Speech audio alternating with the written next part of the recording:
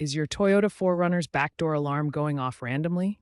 It's a common issue, especially in 1996 present models.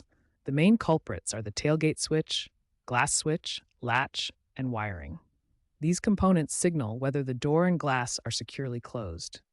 If any malfunction, the alarm can trigger unnecessarily, draining your battery and causing headaches.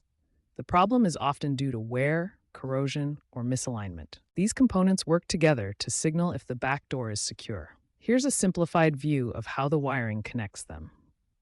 When something goes wrong, the alarm triggers. We will focus on testing and fixing these issues. Start by inspecting the tailgate and glass switches for dirt or damage. Move to testing the continuity of the wiring. Begin by inspecting the tailgate and glass switches for physical damage or dirt buildup.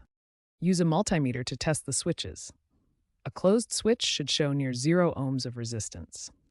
If a switch is faulty, replacement aftermarket units are available online for under $50. Next, check the latch mechanism for proper alignment and lubrication.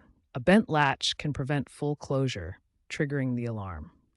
Finally, inspect the wiring harness for corrosion or damage, especially near connectors. Repair any damaged wires or replace corroded connectors. With some simple repairs, you should be able to fix the alarm issue. If the issue persists, consult a professional mechanic.